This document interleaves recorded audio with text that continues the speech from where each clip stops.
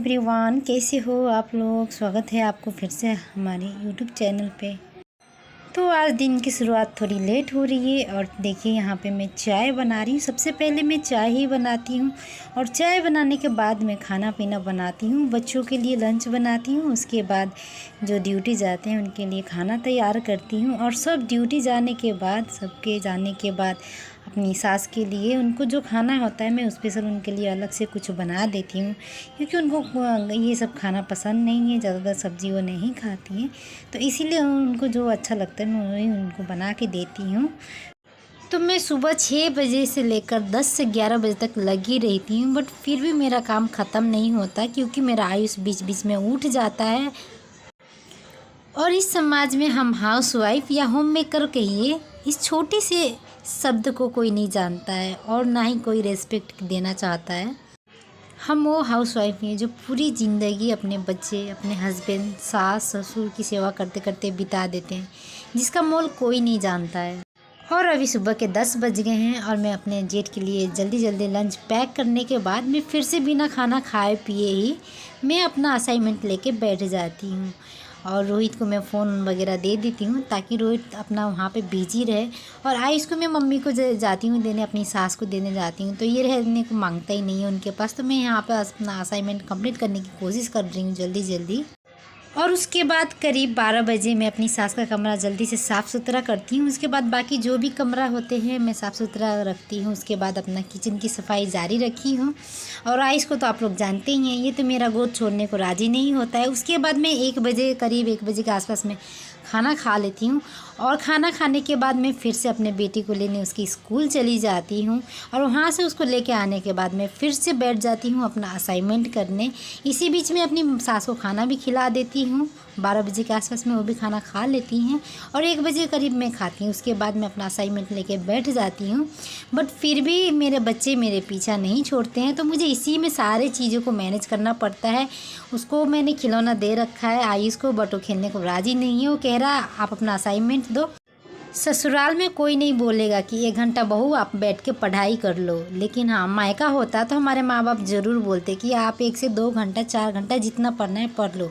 लेकिन शादी के बाद क्या होता है, हमें टाइम को चुराना पड़ता है। हमें कोई समय नहीं देता है पढ़ने के लिए।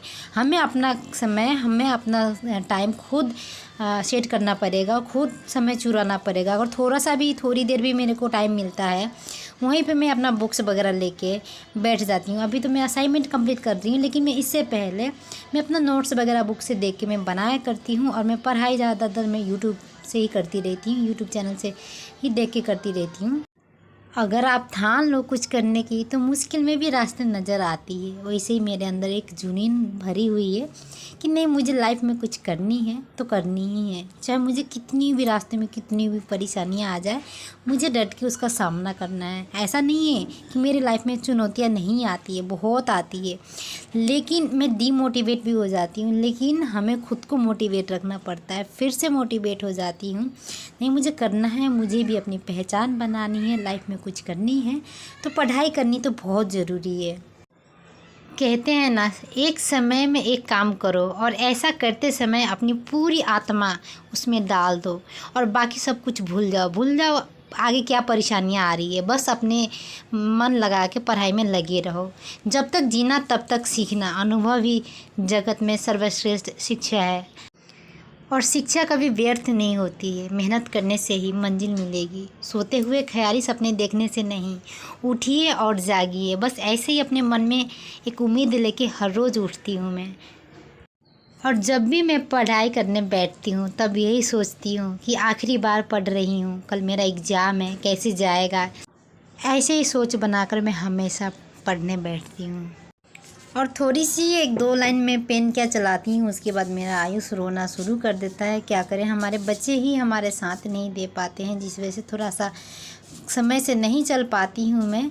और यहाँ पे अभी बज गए हैं 4 और 4-5 बजे के आसपास में मैं घर की पोछा लगा लेती हूँ, क्योंकि दिन भर बच्चे लोग खेलते कूदते हैं तो काफ़ी गंदा हो जाता है मेरा घर।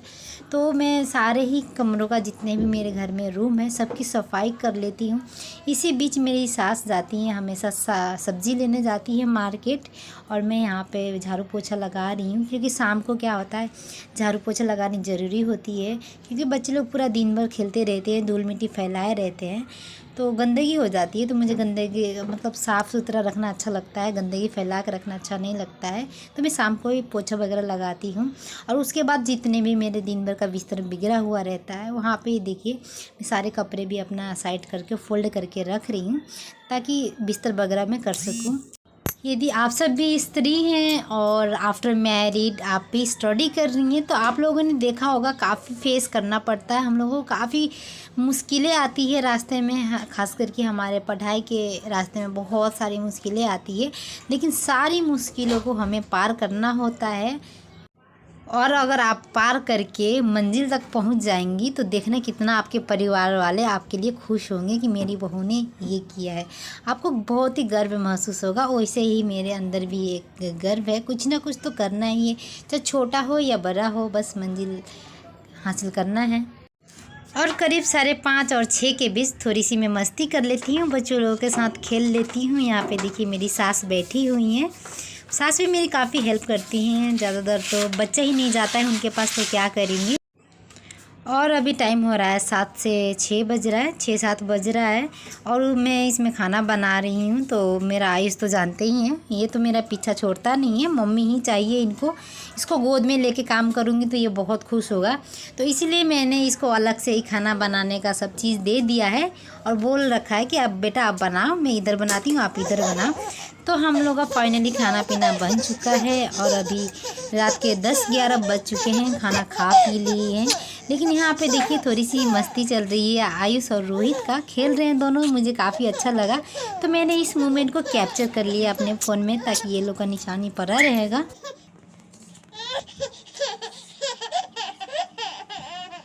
तो दोस्तों देख सकते हैं रोहित हंसा रहा है आयुष को, और ये बहुत ही ज़्यादा खुश हो रहा है।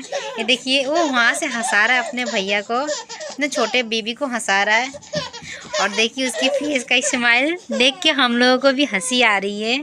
तो प्लीज़ गाइज आप लोग पूरा ब्लॉग में बने रहिएगा और देखते रहिएगा हमारे बेबी का एक्टिविटी क्या होता है पूरा दिन। तो कहते हैं ना भाई भाई, पहले रोहित अकेला था तो मतलब रोहित रह नहीं पाता था, लेकिन अब क्या है एक के साथ एक दो हो गया है, 2 फ्री हो गए हैं, तो दोनों ही खेलते ही रहते हैं पूरा दिन रात। अपना दोनों भाई अपना दोस्त बन के खेलते ही रहते हैं पूरा दिन। मस्ती हो रही है ना।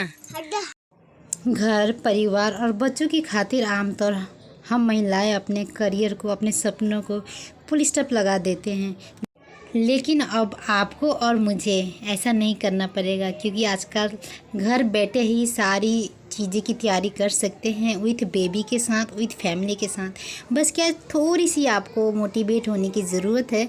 अगर पॉजिटिव रहेंगे तो सारा ही समय निकल जाएगा, आपके लिए भी, आपके बच्चे के लिए भी, और आपके फैमिली के लिए भी। जैसे मैं निकाल रही हूँ यहाँ पे हंसते हंसते अपने प्रॉब्लम से फेस कर रही हूँ। सो मेरे बच्चे का रूटीन थोड़ा सा ख़राब हो गया है, आप लोग कमेंट करके बताइए मैं उनको कैसे ठीक करूं, क्योंकि 2-3 बजे से पहले लोग सोते नहीं हैं और सुबह जल्दी ही उठ जाते हैं। रात को जितना लेट सोए मतलब 7-8 बजे तक वो उठ ही जाते हैं।